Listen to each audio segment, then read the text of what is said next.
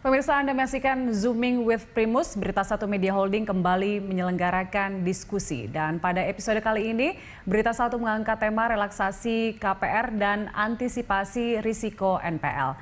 Dan diskusi akan menghadirkan sejumlah narasumber. Kita langsung saja bergabung ke News Director Berita Satu Media Holdings, Primus Dorimulo. Silakan, Primus.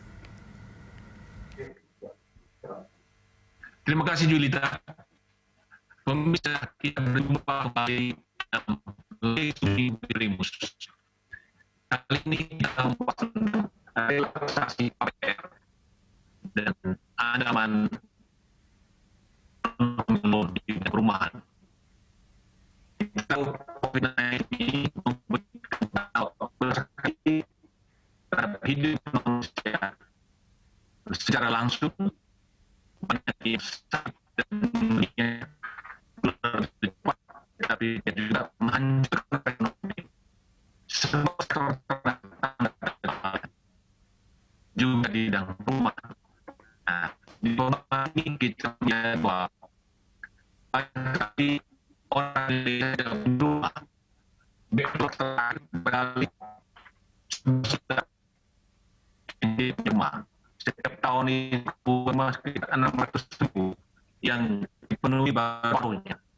Data COVID-19 turun lagi lebih jauh. Nah, sekarang banyak orang kehilangan pekerjaan, maka cicilan pembayaran pokok bunga menjadi masalah. Oleh karena itu kita membahas bersama 4 narasumber yang bidangnya ada Pak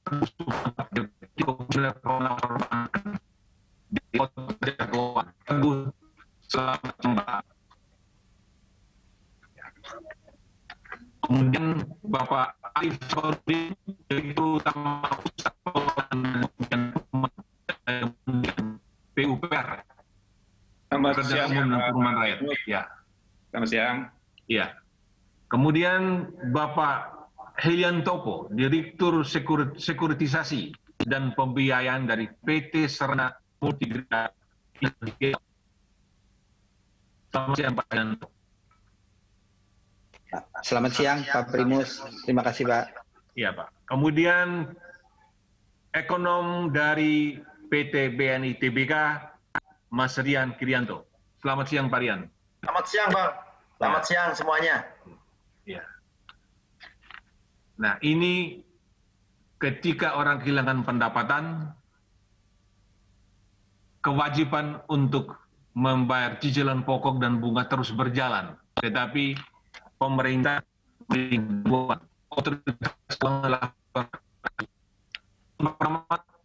peraturan dulu.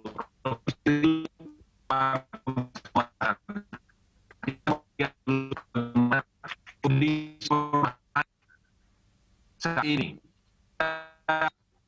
mengatur dari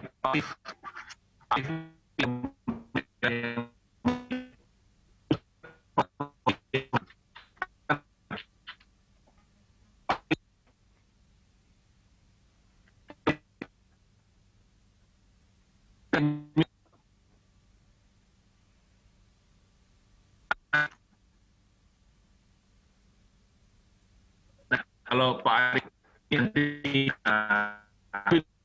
OJK dulu kalau OJK nomor 11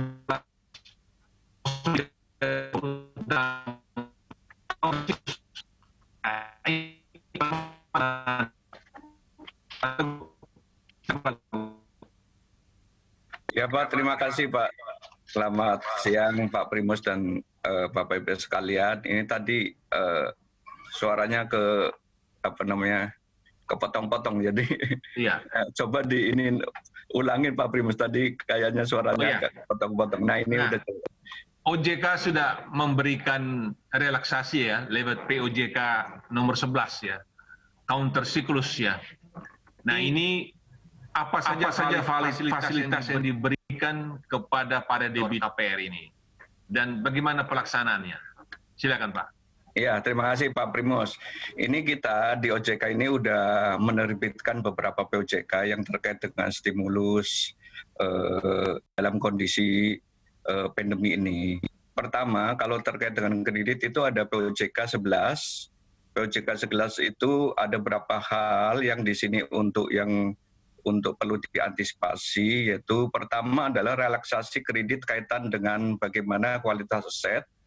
Kemudian yang kedua, bagaimana bank itu melakukan suatu restrukturisasi kredit.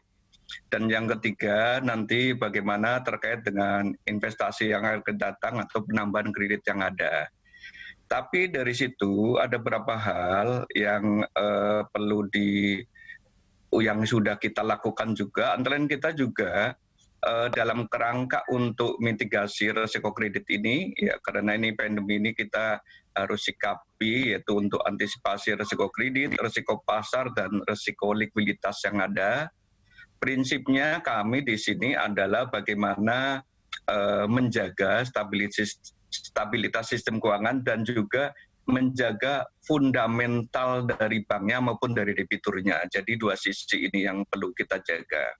Makanya tadi ada beberapa kebijakan, kalau dari perbankan itu ada OJK 11 yang udah kita keluarkan, dan juga ada POJK yang terkait dengan industri jasa keuangan.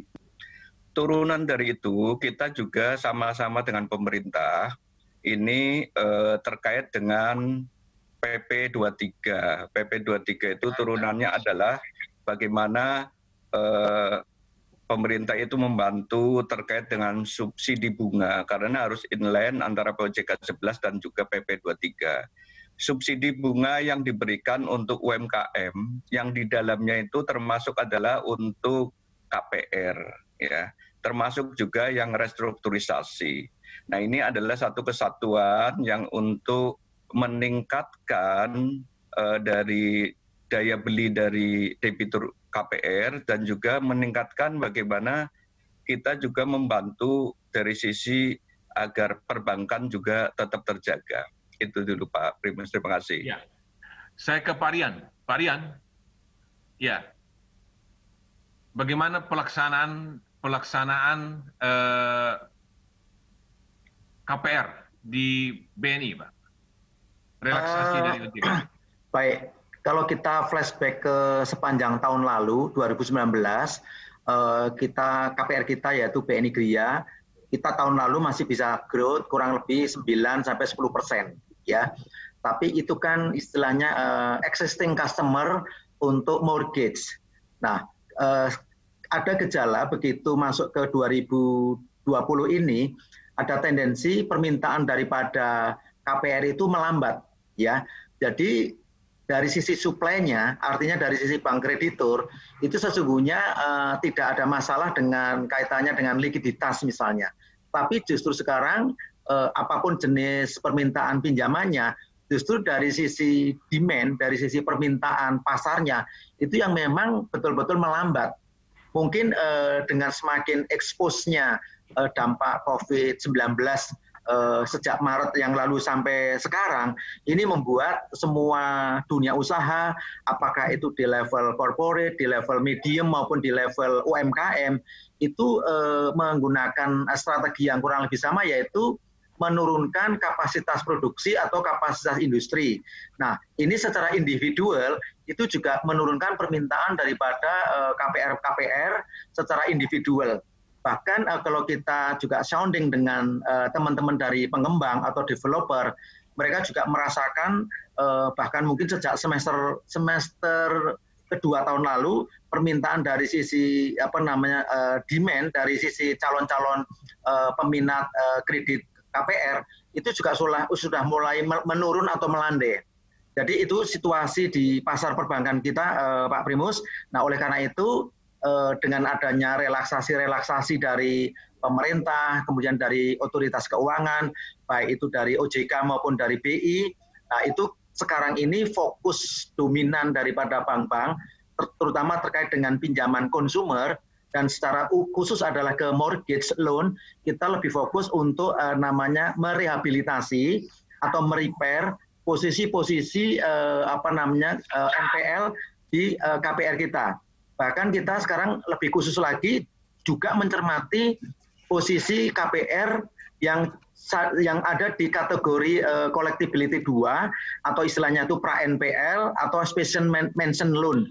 Karena dengan situasi ekonomi yang kedepannya sepertinya semakin melemah, kita khawatir nanti debitur-debitur yang ada di kategori special mention loan itu bisa downgrade, bisa jatuh ke level NPL.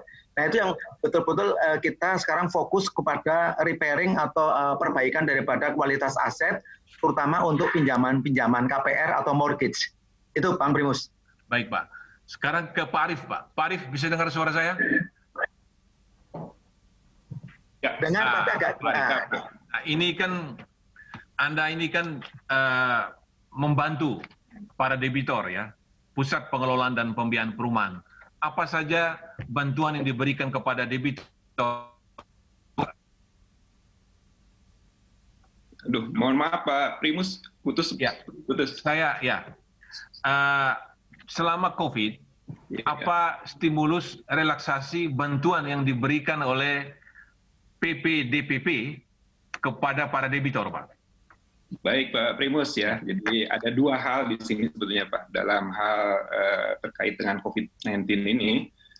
PPDPP menangani dua hal sebetulnya, dari sisi pasokan dan dari sisi permintaan Pak. Jadi kalau kita lihat dari sisi pasokan, tentunya di sini sudah ada pengembang-pengembang yang sudah mulai membangun perumahan dan ini harus dapat terserap tentunya. Nah untuk hal ini saya kira melalui Kementerian Keuangan sudah mengalokasikan sekitar 1,5 triliun ya, atau setara dengan 175.000 unit untuk dialokasikan kepada subsidi selisih bunga Pak. Ini yang nanti akan dikelola oleh teman-teman Direktorat Jenderal. Sedangkan dari sisi permintaan gitu ya, saat ini kami belum melakukan apapun, baru memetakan dan melihat kondisi perkembangan dari COVID itu sendiri. Karena prinsipnya kami masih membutuhkan payung hukum, Pak. Jadi payung hukum yang terkait dengan kriteria dan skema relaksasinya sendiri. Karena dalam skema relaksasi ini dimungkinkan ada beberapa skema, Pak ya. Salah satunya mungkin contoh skema melalui investasi pemerintah yang mungkin nanti disalurkan lewat SMF, Pak Topo, gitu ya. Atau dengan subsidi kembali gitu ya, karena biaya yang akibat relaksasi selama sekian bulan ini ada cost. Gitu ya. Cost inilah yang nanti yang harus disiapkan baik anggarannya maupun bentuk regulasinya dalam bentuk juknis gitu Pak. Saya kira itu barangkali gambaran dari PPDPP sementara Pak. Ya, saya ke Pak Helianto, SMF. Pak Helianto. Ya, selamat siang. Ya, siap Pak Primus. Ini kan Anda sebagai orang yang menyalurkan dana Pak, sarana multifinansial, menyalur ke perbankan. Ini bagaimana ketika demand menurun, itu bagaimana dengan penyaluran ini Pak? Iya Pak, jadi terkait dengan penyaluran, sebetulnya SF ini kan fungsinya Pak, yaitu mengalirkan dana dari pasar modal kepada penyalur KPR Pak. Nah, ketika ada penurunan demand, maka dan sebetulnya jadi pencapaiannya itu tergantung dari dua hal itu Pak.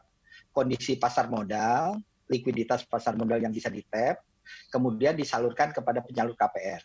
Dan demand-nya tentunya dari penyalur KPR. Tentunya dengan nanti kita akan melihat apakah demand itu memang benar-benar turun Pak. Sebagai gambaran tadi disampaikan Pak Arief, mungkin nanti bisa ditambahkan Pak Arief, untuk KPR-KPR yang sifatnya KPR program, itu justru demand-nya sebetulnya masih tetap Pak, masih tinggi. Jadi karena SMF juga ada fungsi penugasan untuk mendukung sebagian pendanaan untuk KPR program, tentunya ini akan berjalan terus Pak. Mungkin itu Pak, itu dulu Pak. Ya. Terima kasih. Nah, tahun lalu berapa dana yang disalurkan oleh SMF dan rencana tahun ini menyalurkan berapa triliun Pak? Ya, untuk KPR program itu tahun lalu kurang lebih sekitar 2 triliun Pak, dan 1,9 triliun tepatnya. Untuk tahun ini kurang lebih sekitar 3,7 triliun Pak untuk KPR. Oh naik? Mengapa bisa Iya, naik? Itu bisa terrealisasi nggak dengan ini? Ya, Kondisi. nah kalau baik Pak, kalau kalau kita lihat dari backlog itu memang besar sekali.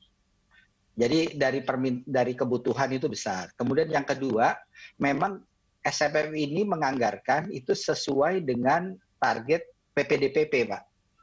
Jadi kita SMF kira-kira menganggarkan 25% dari seluruh KPR program. Nah, KPR programnya itu sudah ditetapkan oleh pemerintah. Nah, itu sehingga memang tahun ini ketika anggaran ini dibuat, waktu itu kan di akhir tahun, belum ada COVID, Pak.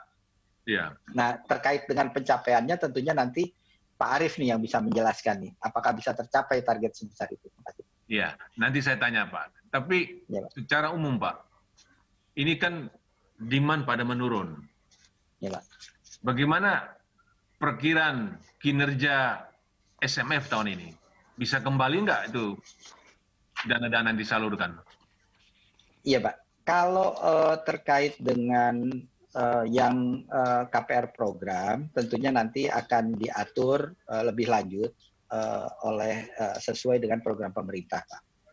Nah, di luar KPR program yang komersial, kami sih masih yakin, optimis, dana-dana yang dialirkan oleh SMF itu bisa kembali sesuai jadwal, Pak. Karena memang sebetulnya ini tenornya panjang, Pak, kalau yang dari SMF kepada perbankan. Jadi sehingga kalau dampaknya itu mungkin tidak terlihat sekarang gitu, Pak. Ya, Pak.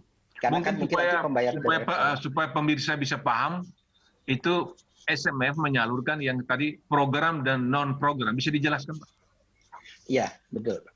Jadi untuk yang program, intinya adalah SMF menyalurkan 25% dari porsi KPR program, Pak, kepada bank atau lembaga keuangan yang menyalurkan KPR program tersebut. Jadi 75% disediakan oleh PPDPP, kemudian 25% disediakan oleh SMF. Jadi ini seperti program bersama gitu, Pak. Nah, itu yang KPR program.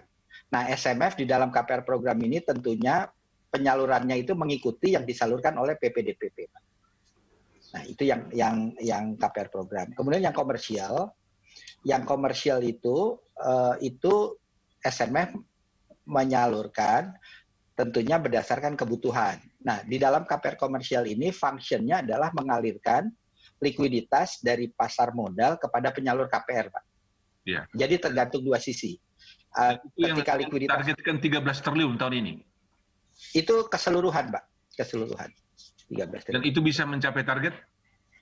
Nah, untuk yang KPR program, kami yakin tadi, Pak, yang 3,7 itu kelihatannya memang demand-nya cukup besar.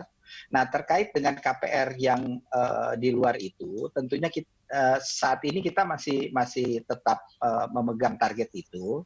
Tetapi ke depan kita akan lihat, Pak, ada dua sisi. Dari sisi pasar modal, untuk dananya kita ambil dan kita salurkan. Yang kedua dari sisi penyalur KPR.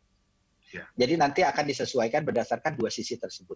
Ya, pemirsa, kita nanti ada dua sisi lagi. Kondisi perumahan kita seperti apa? Kita akan kembali setelah jeda berikut ini.